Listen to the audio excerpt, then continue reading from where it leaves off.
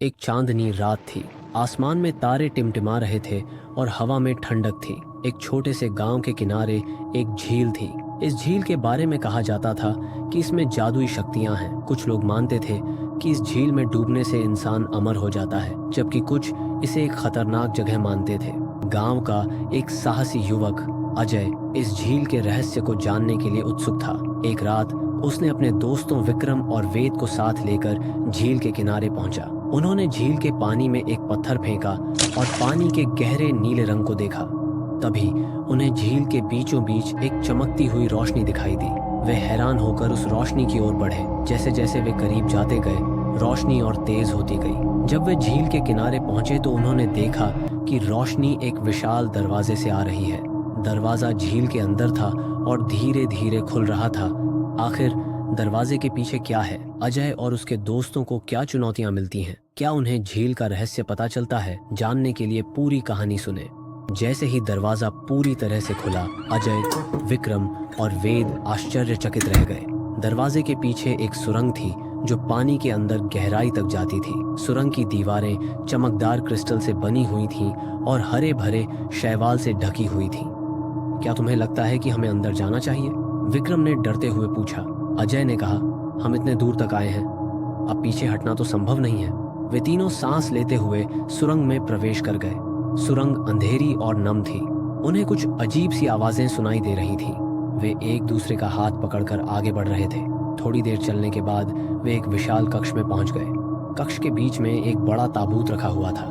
ताबूत के ऊपर एक चमकदार रत्न जड़ा हुआ था। रत्न इतना चमकदार था कि पूरी गुफा जगमगा उठी।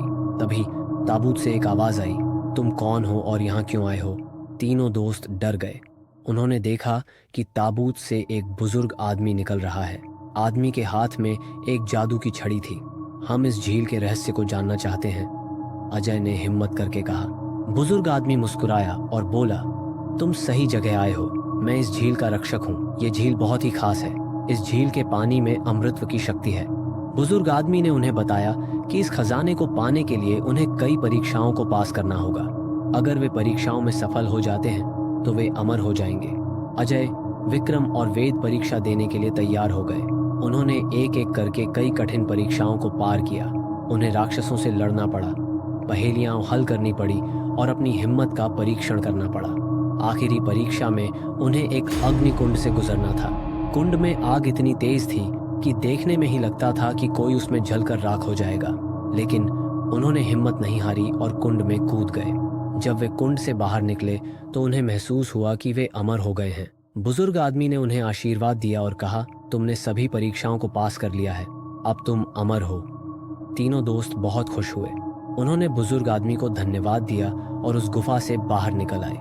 जब वे झील के किनारे पहुंचे तो उन्होंने देखा कि सूरज उग रहा है। उन्होंने झील के पानी में देखा तो पाया कि वे अब पहले से बहुत अलग दिख रहे थे। उनकी आंखें चमक रही थीं और उनकी त्वचा बहुत ही चमकदार थी।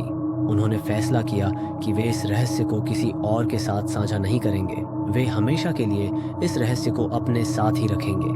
अजय, विक्रम और वेद ने एक अद्भुत यात्रा की थी। उन्होंने न केवल एक खजाना पाया था, बल्कि उन्होंने खुद को भी पाया था। वे अब अमर थे और उनके पास अनंत काल था।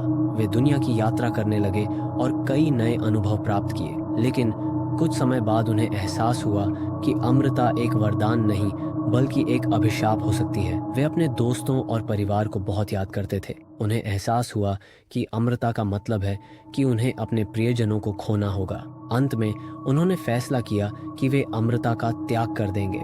उन्होंने बुजुर्ग आदमी से वापस आने का रास्ता पूछा। बुजुर्ग आदमी ने उन्हें एक औषधि दी और कहा कि अगर वे यह औषधि पी लेंगे तो वे फिर से मनुष्य बन जाएंगे। तीनों दोस्तों ने औषधि पी ली और फिर से मनुष्य बन गए। वे अपने दोस्तों और परिवार के पास वापस लौट आए। उन्होंने अपनी यात्रा के बारे में किसी को नहीं बताया। वे बस इतना जानते थे कि उन्होंने एक ऐसा अनुभव किया था जिसे वे कभी नहीं भूल पाएंगे।